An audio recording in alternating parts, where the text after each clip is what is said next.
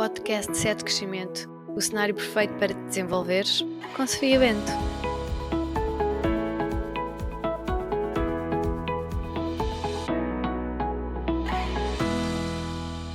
Olá, bem-vindos. O meu nome é Sofia Bento, sou psicóloga clínica da saúde, coach e uma apaixonada pela área do desenvolvimento pessoal. Eu criei aqui o podcast 7 Crescimento como um espaço para te ajudar a desenvolver inteligência emocional e autoconhecimento. Este episódio demorou um bocadinho mais a sair daquilo que é o habitual porque eu estive de férias. Fui descansar e recuperar as energias para vos trazer hoje aqui um tema muito pedido e devo-vos dizer que foi bom voltar a escrever e passar por todo este processo de gravar. Já não tinha esquecido do quanto me divirto a fazer isto e que essa foi fundamentalmente a minha razão para trazer este podcast, porque era uma coisa que me diverte e que me faz sentir bem e que as pessoas também se divertem a ouvir. E hoje o tema que eu vos trago foi um tema muito pedido e eu acho que é um tema que pode ser muito útil em várias áreas da nossa vida. O episódio de hoje vai centrar-se em torno do tema comunicação. Vamos falar de assertividade, limites pessoais e comunicação não violenta. E porquê é que é tão importante refletirmos sobre isto? Então, as dificuldades em comunicar de forma eficaz trazem problemas, aos nossos relacionamentos pessoais e profissionais e dificultam o processo de expressarmos as nossas necessidades de forma clara. Já te aconteceu quereres dizer alguma coisa e não te conseguires exprimir de forma a outra te entender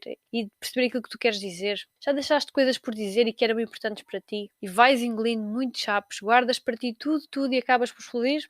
As pessoas notam que andas mais irritada, frustrada e que à mínima coisa choras ou fazes a chamada tempestade num copo d'água. Talvez isto esteja a acontecer porque a tua comunicação não está a fluir. Não estás a colocar cá para fora o que sentes, pensas e necessitas. Por isso, vamos cuidar disso? Se tens acompanhado o podcast, sabes que em cada episódio trago alguém novo. Um dilema novo ou uma história nova para explorar o tema. E hoje convidei a Filipa para te falar das dificuldades dela em comunicar e se expressar, principalmente no mundo do trabalho. Então, a Filipa acorda de manhã e verifica as notificações no seu telemóvel. Como a empresa usa o WhatsApp para comunicações profissionais e ela não tem telefone de serviço, ela recebe no seu WhatsApp pessoal as informações de trabalho e consegue ainda ter acesso aos e-mails, etc. São 7h15 da manhã e as sirenes sobre o que tem pela frente no seu dia-a-dia de trabalho já estão a soar. E ela só entra às 9, portanto, as suas preocupações com o trabalho começam 2 horas antes de ela entrar ao serviço. A Filipa toma banho, veste-se e come, a pensar que devia dizer ao patrão que a carga de trabalho tem sido excessiva, que isto de receber notificações de trabalho no telemóvel toda a hora não está a dar com nada e que existe falta de organização no trabalho. Faz com que ela se preocupe de forma constante. A Filipa vai ganhando esta consciência sobre o desconforto que certas coisas lhe causam, mas tem medo de dizer isto ao chefe. Tem medo que isto pareça mal, tem medo de parecer fraca, dar a entender que não consegue dar conta do recado e ela vai guardando isto. É como se ela colocasse uma pedrinha dentro da mochila e a fosse carregando às costas. Ela vai no caminho para o trabalho a ruminar, ou seja, a pensar constantemente nisto, mas não faz nada, apenas guarda dentro da mochila, mais uma pedrinha. Ela chega às 9 horas à empresa e tem um post-it em cima da mesa que o chefe lhe deixou, uma suposta tarefa que ela deve fazer, mas a informação não lhe parece suficiente. Ela fica ali a matutar se deve ter com ele ou não para ele lhe explicar melhor. Só que o João, o chefe da Filipa, é uma pessoa muito ocupada, estressada, quando está irritada grita com as pessoas e lhes manda assim um olhar matador. E a Filipa tem um pouco de medo de ir lá bater à porta, tem medo de chatear, de incomodar, portanto fica ali a olhar para o post-it e a pensar: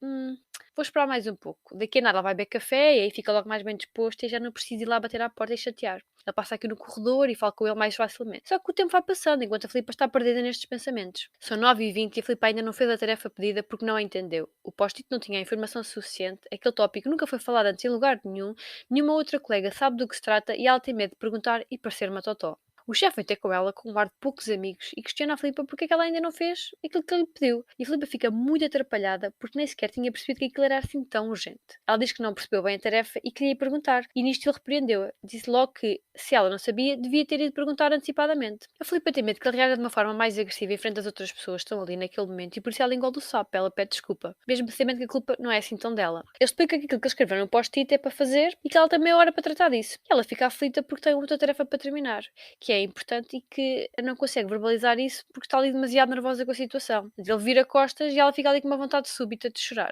Ela afasta-se e vai chorar para a casa de banho. Ela sente-se culpada por pensar que devia ter dito que não conseguia cumprir aquele prazo. Passado um bocado, ela fica mais calma e decide fazer a tarefa do post-it. E como tem pouco tempo, ela decidiu ainda usar a sua hora de almoço para terminar a outra tarefa que já tinha antes dessa. E nisto, o Filipe almoça em frente ao computador, enquanto termina porque não quer ouvir ralhar mais. As colegas dizem que ela devia parar e ir comer com calma, mas ela não consegue. Ela sente-se tão bloqueada que só quer despachar aquela aquela tarefa. Ela abdica do seu tempo de descanso para não arrastar o problema. Só que nisto o chefe passa pela sala onde ela trabalha e vê que ela está a comer ao PC. E ainda lhe diz com um ar de trouxa: Então, mudaram a cantina aqui para a tua secretária, foi? Ela sente um calor na cara e nos braços, sente aquela raiva, sabem? Dele, porque ela estava a fazer aquilo tudo para o agradar, para não ouvir ralhar e ele ainda faz troça. Ela assim com um sorriso meio amarelo responde que bem, que se não for assim de outra forma não consegue cumprir os prazos de entrega. Ele ri-se e responde que se ela tivesse perguntado mais cedo o que era para fazer, não precisava estar a comer ali. A raiva aumenta dentro dela. Mas como ela tem medo das represálias, de ser mandada embora, de ser gozada, ela faz o quê? Ela cala-se. Ela engole o sapo. Passado um bocado, a Filipa dá por si com uma dor de cabeça horrível e toma um comprimido para se aguentar até às 6 da tarde. Ela sente-se angustiada e não percebe porquê. E como lhe dói a cabeça e está irritada com a situação da manhã, a Filipa sente que não conseguiu estar muito focada durante o dia de trabalho e sente-se uma inútil. Às 6 da tarde, a Filipa vai para casa. Ela tinha um lanche marcado com uma amiga, mas como não se sente bem para ir e está muito cansada e lhe dói a cabeça, ela desmarca. E a amiga da Filipa fica triste. Diz que tem saudades dela, que há muito que não se vêem, e a Filipa fica a sentir-se mal, porque sente que está em falta com a amiga, porque afinal de contas já tinha marcado aquele lanche há mais de um mês. A Filipa chega a casa e não tem vontade de fazer nada, dói-lhe o corpo todo. O jantar dela é um iogurte e umas bolachas porque ela não se sente ter energia para fazer mais nada e vai-se deitar. Passados uns minutos, a mãe da Filipa liga e lhe pergunta como é que correu o dia. Antes quer se dar conta, a Filipa desata a chorar novamente. A mãe fica aflita e pergunta o que é que se passa. A Filipa não consegue explicar o que sente, nem ela mesma consegue perceber o que está a acontecer.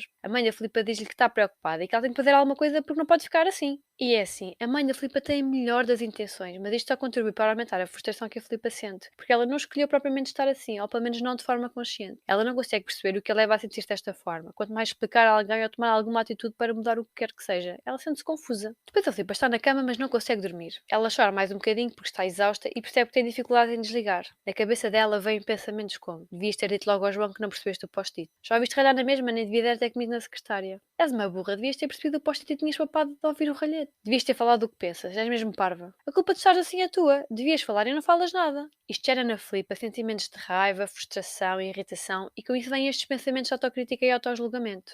Durante a noite, a Filipa tem pesadelos com o trabalho, sonha que recebe um e-mail com muitas tarefas, que ela não entende do que se trata e que não sabe o que fazer, e passa a noite toda agitada e às voltas na cama. De manhã, a Filipa acorda cansada, parece que correu meia maratona durante o sono e chega à conclusão que tem de falar com o chefe. Anda muito cansada, tem sido muito trabalho, sendo que não rende tanto e que precisa comunicar isso. Ela vê o telemóvel de manhã e percebe que já teve várias notificações de trabalho e começa a sentir-se encurralada. A boca seca, o aperto no peito, o coração acelerado, as mãos suadas. Nisto, a Filipa chega ao trabalho e vai decidida a falar com o chefe. Ela bate à porta e pede uma reunião com ele. Ele responde que está muito ocupado e pergunta se é urgente. Ela fica ansiosa e não sabe bem o que responder. Ele fica a olhar para ela e pergunta se, num tom irónico, o gato lhe comeu a língua. Ela começa a gaguejar e diz que não é assim tão urgente, mas que quando ele tiver algum tempo gostaria de falar com ele. Ele responde que dali a 2 dias vai ter a agenda mais livre. E a ansiedade dela aumenta e pensa: como é que eu vou aguentar mais 2 dias com isto por dizer? Mas, como ela tem medo da reação dele, ela finge que está tudo bem e sorri, dizendo que sim, que podem falar ali a 2 dias. A Filipa fecha a porta e fica com raiva de si própria, porque devia ter dito, devia ter conseguido exprimir-se, mas não foi capaz. Contudo, pensa: bem, daqui a 2 dias vou ter essa oportunidade. Ela passa este intervalo de tempo ansiosa, constantemente a pensar no que vai dizer, no que quer dizer, como é que será que ele vai reagir. E nisto, andou a dormir mal, o estômago anda às voltas e até ficou com diarreia estes dias. Já para não falar das dores nos ombros, no pescoço e nas costas, e aquele cansaço descomunal que a acompanha há vários dias. Chega-se ao dia da conversa e ela está num misto de felicidade com nervosismo, porque vai finalmente falar, mas nem sabe bem o que dizer nem como. O dia vai passando e o chefe não a chamou ainda. Ela fica cada vez mais ansiosa porque se apercebe que não definiram uma hora. São 3 da tarde e, como nada acontece, ela decide ir ao escritório dele. Ela chega, bate à porta e ele manda entrar enquanto fala ao telefone. Ele faz-lhe sinal para ela se sentar enquanto termina a chamada. Ela sente o rosto dela a ficar quente, o coração a acelerar, as mãos a suar,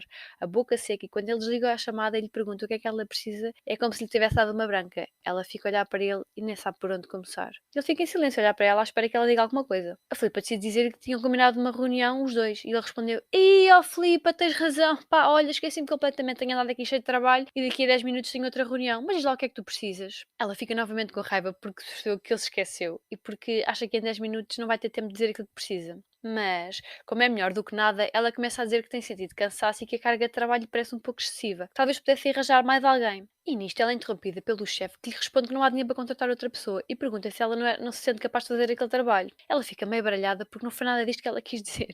Não se trata da falta de capacidade dela, mas sim da sobrecarga e ela acha que aquela assunção é injusta e enerva-se. E nisto, de forma involuntária, começa a chorar. O chefe pergunta-lhe o que é que se passa para ela estar a chorar e ela nem consegue falar. O chefe desorientado diz que não é preciso ela estar a chorar e que as coisas não se resolvem vem a chorar. E ela só quer parar de chorar para se conseguir expressar, mas mete os pés pelas mãos e decide ficar calada. O chefe diz que tem que ir para uma reunião. Quando ela se acalmar, voltam a falar. Ela limpa as lágrimas e acata, porque afinal de contas não está a conseguir lidar naquele momento. Chega-se ao final do dia e a Filipa vai ter com o namorado. Ele percebe que ela não está muito ok e pergunta-lhe o que é que se está a passar. A Filipa fica irritada e aí é que ela começa a desbobinar, dizendo que há 2 meses que um colega se foi embora e que ainda não foi substituído e ela que ficou com o trabalho dos dois por fazer. E que há muitas das tarefas desse colega que ela não sabe fazer, que ninguém tem tempo para lhe explicar estas novas funções e que também não estão escritas em nenhum lado que ela possa ler. Não existe nenhum manual de procedimentos. Que não fazem reuniões de equipa há meses, porque tem havido muito trabalho e o chefe diz que não há tempo, que vão falando das coisas assim pelo WhatsApp e por e-mails.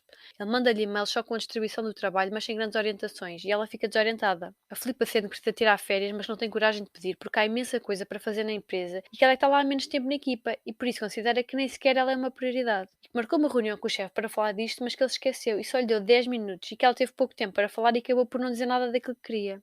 Agora, imagina que colocamos a Filipa dentro de uma espécie de máquina de raio-x que identifica o que está a acontecer. Eu convido-te a olharmos juntos para esta situação, porque isto pode acontecer coisas semelhantes connosco em algum momento. O que é que tu achas que está a acontecer com a Filipa? Que problemas identificas nesta situação? Eu convido-te a fazer esta reflexão e partilho contigo aqui a minha própria reflexão. Primeiro aspecto, falta de plataformas de comunicação adequadas ao trabalho, como por exemplo o Slack ou o Trello. Permitem uma divisão clara de tarefas, prazos e projetos. Estas plataformas são um exemplo para quem trabalha em equipa, ou no escritório, por exemplo, ou em teletrabalho, e certamente não servem para todas as profissões, mas sei que se ajusta aqui à grande maioria das pessoas que ouvem o podcast. Mas no geral, tu podes pensar sobre o teu próprio trabalho, naquilo que é específico da tua função e o que é que pode resultar melhor. São reuniões, são e-mails, são chamadas, que canais de comunicação existem? Segundo aspecto, a utilização do WhatsApp pessoal e acesso aos e-mails de trabalho no telemóvel é um problema. Não existe separação entre o ambiente e o horário de descanso e o horário de trabalho. Isto faz com que a preocupação com o trabalho comece desde o momento em que tu acordas até quando te deitas. E muitas das vezes nós arrastamos essas preocupações para o sono. O nosso sistema emocional vai ficando sobrecarregado e vamos perdendo o foco, o cansaço, e quando chega a altura de falarmos o que nos preocupa, ficamos confusos, porque a nossa disponibilidade emocional para lidar com os problemas vai ficando diminuída. Outro problema, ainda ao nível da comunicação no trabalho da Filipa, é que não existem reuniões de trabalho regulares para serem discutidas as tarefas. E estas reuniões servem para se falar sobre pontos de melhoria, dar e receber feedback, trabalhar em equipa, construir relações. Estes post-its perdidos em cima da mesa, a falta de informação clara sobre o trabalho a desenvolver, gritos ou olhares matadores geram stress e não são uma forma de comunicar adequada.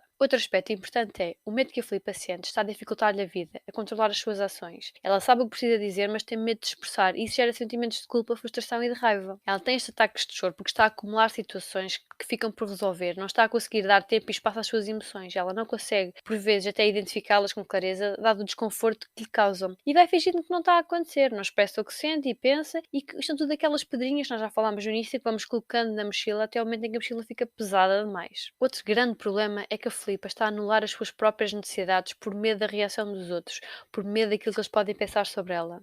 E outro aspecto ainda, tu viste que não ficou definido horário para a reunião?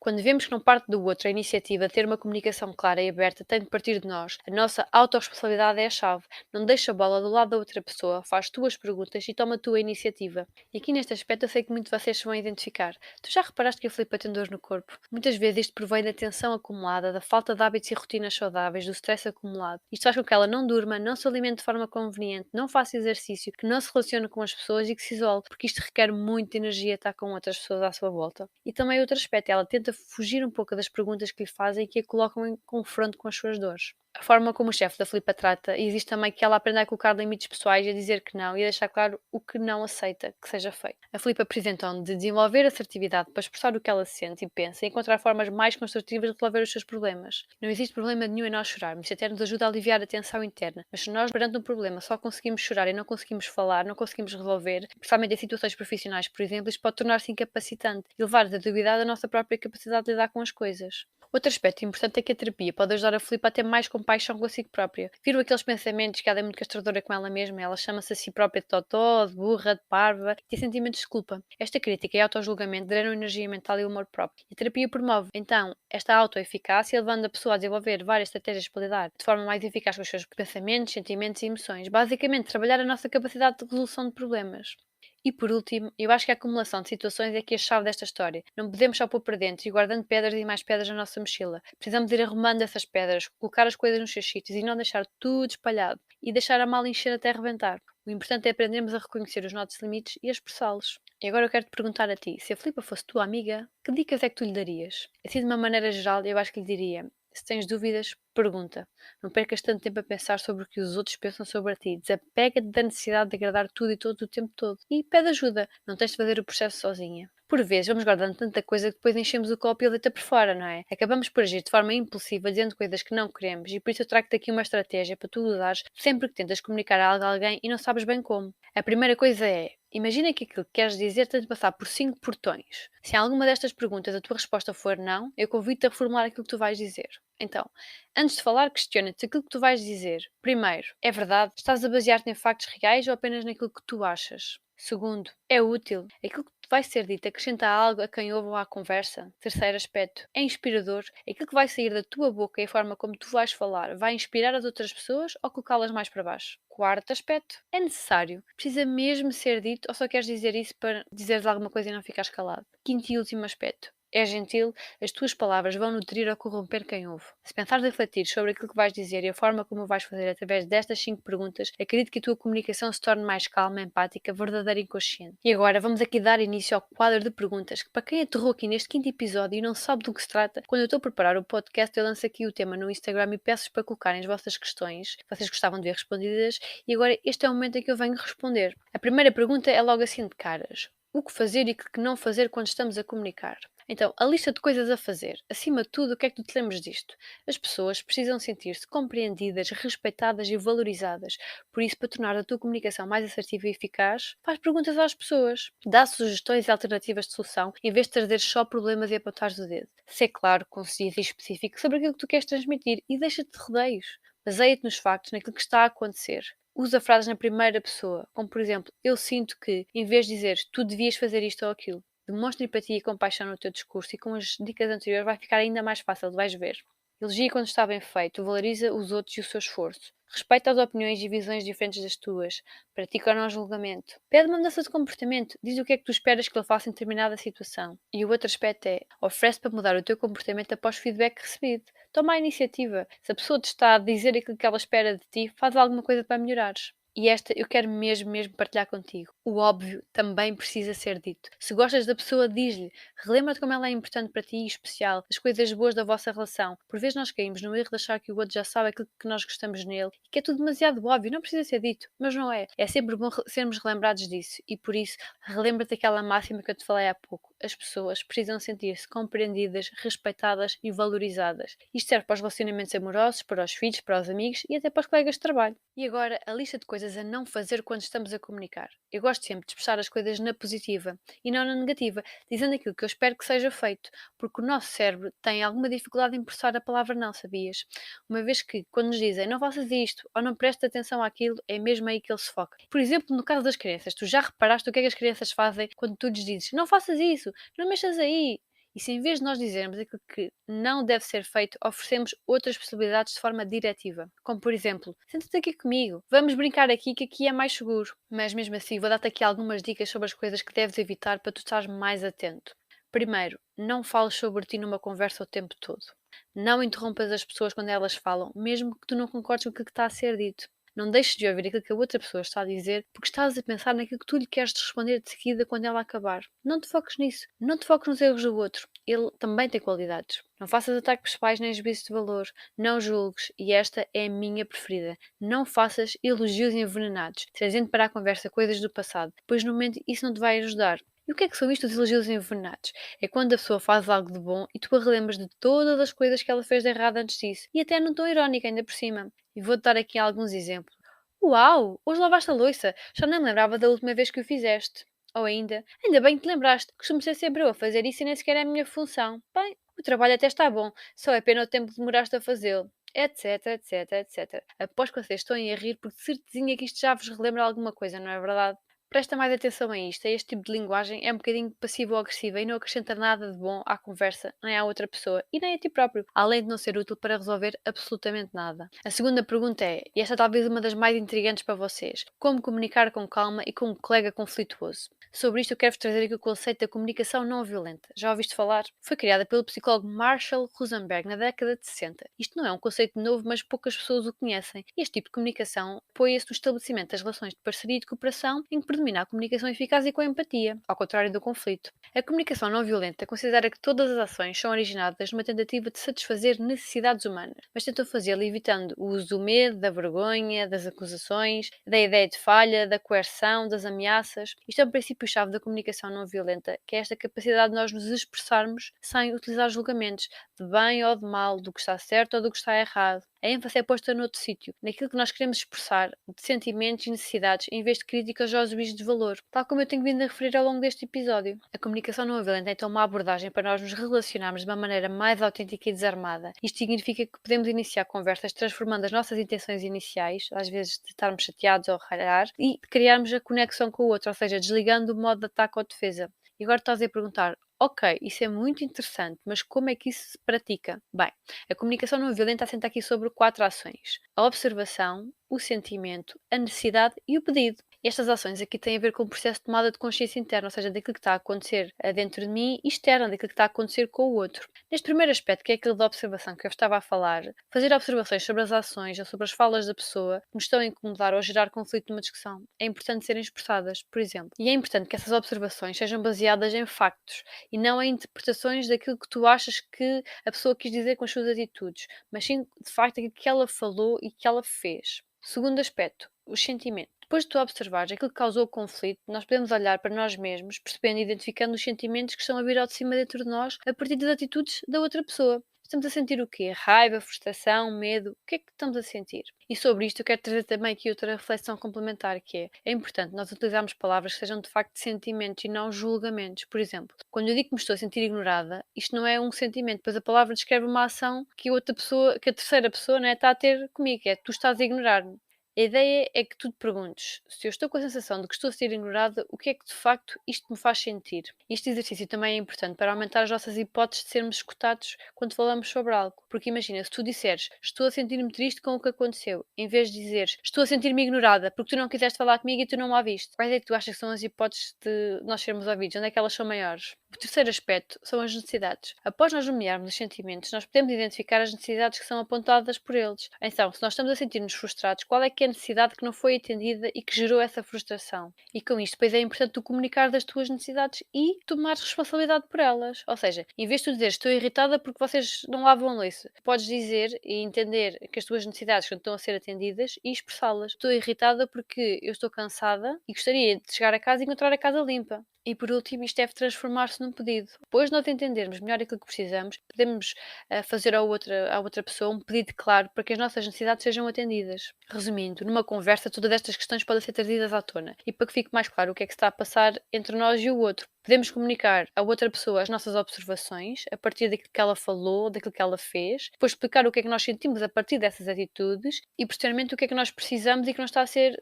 suprido. E aí expressamos o nosso pedido de uma forma clara sobre aquilo que nós queremos. Isto faz-vos sentido? Eu espero que sim. E a comunicação não violenta é um convite para nós termos conversas corajosas, porque é muito fácil nós chegarmos a uma conversa, despejarmos a nossa raiva e não termos uma intenção real e genuína de resolver os conflitos. Era muito mais fácil se as pessoas também adivinhassem, não é? Aquilo que nós estamos a precisar. Porque o outro já devia saber que eu preciso disto ou daquilo. Não, mas isto também é injusto para a outra pessoa. Nós estamos sempre à espera que os outros façam isso, que leiam a nossa mente a toda a hora e aquilo que nós queremos mesmo é ativar a nossa autorresponsabilização. O que é que eu posso fazer? O que é que eu posso expressar para conseguir aquilo que eu desejo e que eu necessito? Terceira pergunta: como comunicar e não soar defensivo? Eu convido-te a usar as técnicas que eu falei aqui hoje, mas sobretudo o meu convite é para tu fazeres um trabalho interno primeiro e questionares-te. Estás a ser defensiva? Aquilo que o outro te disse desperta em ti algum gatilho? Que emoções e sentimentos é que isto desperta? O que é que te faz sentir ameaçado e com necessidade de defenderes? Que necessidades tuas queres que sejam atendidas e que no momento não estão a ser? Porque o trabalho começa de dentro para fora. A quarta pergunta é: como comunicar sem chorar perante uma injustiça, principalmente numa reunião? Primeiro que tudo, respira fundo. Faz respirações lentas e profundas antes, durante e depois destas situações e até no decorrer do teu dia a dia. Tu tens às vezes de parar para respirar, tens de te relembrar de que isto é importante. É importante nós darmos oxigênio ao nosso corpo para que ele possa fazer o seu trabalho e nisto ajudar-nos a gerir a ansiedade e assim induzir um estado de relaxamento físico e psicológico. O segundo aspecto é identifica aquilo que tu sentes nestas situações com esse colega. Que gatilhos é que isto ativa em ti? Porquê que achas que é uma injustiça? Existem outras pessoas ou situações que despertem algo semelhante em ti? Isto ajuda-te a dissecar a situação. É necessário desenvolver este trabalho sobre as nossas emoções. Existe um psiquiatra, que é o Daniel Siegel, que tem uma frase sobre isto que diz em inglês, né? Name it to tame it. Ou seja, nomeia, dá um nome, identifica para tu conseguires dominar. Quando nós experimentamos tensão interna e ansiedade, nós podemos reduzir o nosso stress até 50% ao percebermos e nomearmos o nosso estado emocional. Por isso é que as minhas clientes já sabem, elas têm sempre uma rodinha das emoções que eu lhes dou sempre no início dos processos terapêuticos e elas dizem, como é que estás a sentir? Estou bem, eu. O que é bem? Bora lá perceber qual é que é o sentimento, a emoção que está por trás deste dia, deste acontecimento. E o terceiro aspecto é, desenvolve a tua assertividade. Vai ler sobre o assunto, faz terapia, aprende estratégias e desenvolve a tua capacidade de comunicar, assim como a tua autoconfiança e a tua autoestima. E depois a quinta pergunta, um bocadinho mais específica, dicas para falar em público, comunicar sem transparecer, nervosismo ou ansiedade. Então, tudo aquilo que eu falei anteriormente, não é? E acrescentar que, se vais falar em público e, por exemplo, tremes, não tenhas nenhum objeto na mão. Uma caneta ou algo assim, porque vais estar sempre a mexer na caneta, não é? Ou no pointer do PowerPoint e vais distrair as pessoas e isso vai transparecer mais nervosismo e tu vais te sentir mais insegura. E acima de tudo, malta, só tens de ser vocês próprios, não finjam ser algo que vocês não são. Essa é a nossa missão. Desapega-te daquilo que tu achas que os outros querem ouvir de ti, porque se estás focado nisso, não estás a conseguir dar o teu melhor e o teu foco está no outro lado. E relembrar também que já sabes isto desde o primeiro episódio, que é impossível nós vivermos sem ansiedade. Não há problema em nós termos ansiedade. Aquilo que é importante perceber é se a ansiedade está a atuar de forma incapacitante naquele momento e como é que nós podemos gerir isto. Isto é feito com todo este trabalho que eu tenho vindo a descrever ao longo deste episódio. Sexta e última pergunta. Como dar a opinião, discordar numa situação sob pressão ou com um colega difícil? Eu convido-te aqui a ter algumas coisas em mente. Primeiro, deixa o outro expressar-se também. Respeita as diferenças. Dá tempo e espaço à outra pessoa para se desenvolver. Porque às vezes nós estamos num trabalho e irritamos-nos muito com o outro porque o outro não anda no nosso ritmo ou não sabe ainda fazer determinadas coisas. Aceita o estilo pessoal do outro. Se fosse eu a fazer, fazia de determinada maneira. Ok, mas não és. Se aquilo que ele está a fazer até está bem feito, não é simplesmente do jeito que tu gostarias que fosse feito, deves perceber que se calhar daqui o teu ego também a falar um bocadinho mais alto. Convida-te a tu ajudares, a ensinar, a explicar em vez de tu julgares e criticares. E deixa a outra pessoa cometer erros, tal como tu, o outro também está no seu processo. Tu também não és perfeito. E acima de tudo, guarda esta frase. É ok concordar que se discorda. As pessoas não têm que concordar sobre tudo o tempo todo. E podem ser amigas na mesma, podem estar bem na mesma. Em relação ainda dos colegas difíceis, faz só a tua parte. Não tentes fazer também a parte do outro. Porque o outro devia ter dito. Porque o outro devia ter feito. Porque se fosse eu fazer... Esquece isso. Faz a tua parte, expõe as tuas necessidades, fala de forma clara e assertiva. Se a outra pessoa não quiser fazer a parte dela, isso é problema dela. E hoje chegamos aqui ao final do nosso quadro de perguntas. Se há algum tema que tu gostasses de rever aqui tratado, aqui no podcast, alguma pergunta que gostavas que fosse respondida, envie-me uma mensagem nas redes sociais. Não precisas ter vergonha, porque os psicólogos a gente fala tudo aquilo que nos apetece. Está bem, maltinha? Então, eu queria terminar aqui dizendo que comunicar de forma mais assertiva traz grande melhoria das nossas relações, quer pessoais, quer profissionais, e também connosco próprios. E lembra-te desta frase do Marshall Rosenberg: por detrás de todo o comportamento existe uma necessidade. Para reconhecer as tuas próprias necessidades e também as necessidades do outro. Eu espero que este conteúdo tenha sido útil para ti. Clica aí naqueles 3 pontinhos aí no Spotify e envia para a tua amiga, para o teu amigo, para a namorada, para o primo, para a tia, alguém que tu achas que precisa mesmo de ouvir aquilo que foi explorado neste episódio. E já sabes, subscreve o canal no Spotify, ativa as notificações para teres dos primeiros a saber quando saem os próximos episódios e de visitar as minhas páginas no Instagram em Sofia Bento Psicologia e no Facebook Sofia Bento Psicologia e Desenvolvimento Pessoal. Lanço sempre lá as perguntas desse podcast, por isso participa. E espera, e mesmo antes de irmos embora, queres saber o tema do próximo episódio? Vai ser Burnout antes dos 30. Até lá!